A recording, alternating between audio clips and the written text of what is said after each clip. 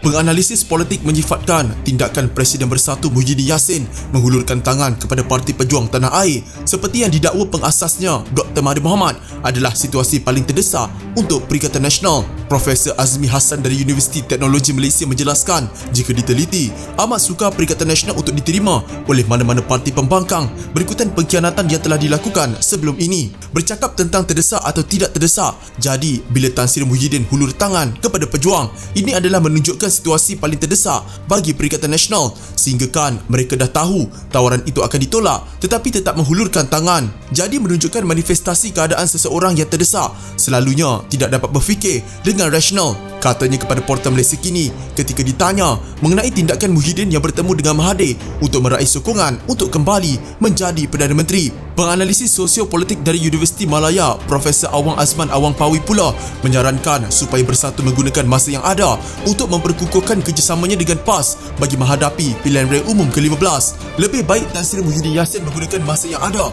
untuk menguatkan kedudukan hubungan dengan PAS dan memastikan akar umbi PAS dan Bersatu menjadi lebih kuat dan menjadikan diri bersiap sedia untuk PRU. Lebih-lebih lagi pemimpin UMNO yang pro Bersatu kini semakin senyap apabila didedahkan oleh Tun Mahathir bahawa Muhyiddin berjumpa dengan beliau, mahu kembali menjadi Perdana Menteri dan mahu bekerjasama dengan Tun. Warisan dan PKR juga didekati oleh Muhyiddin, katanya. Pada 1 April, Mahathir mendakwa Muhyiddin meminta sokongannya dalam usaha untuk menjadi Perdana Menteri sekali lagi. Menurut pengerusi pejuang itu, dia tidak tahu mengapa Muhyiddin meminta sokongannya. Pun begitu, Ketua Pemuda Bersatu Wan Ahmad Faisal Wan Ahmad Kamal mengeluarkan kenyataan berbeza, mendakwa komunikasi antara Muhyiddin dengan Mahathir dimulakan oleh ahli parlimen Langkawi itu. Mengulas lanjut, Azmi turut menyoal tujuan Muhyiddin menghulurkan tangan kepada pejuang memandangkan parti itu tidak menunjukkan prestasi yang memberangsangkan dalam pilihan raya negeri Johor baru-baru ini. Saya pun hairan kenapa dihulurkan tangan kepada pejuang. Pertama, pejuang itu tiada apa yang boleh mereka sumbangkan kalau melihat keputusan PRN Johor. Tapi hakikatnya adalah tertubuhnya pejuang kerana angkara Muhyiddin.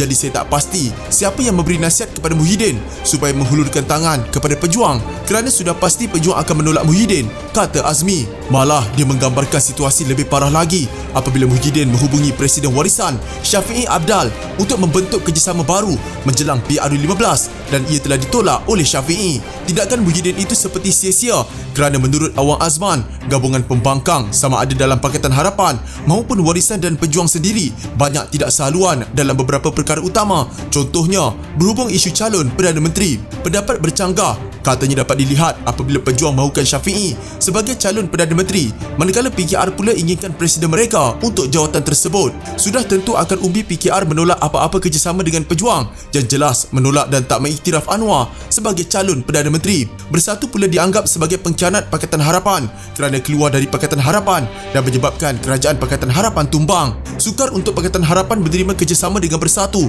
kerana bila-bila masa Bersatu akan kembali mengkhianat, kata Awang Azman.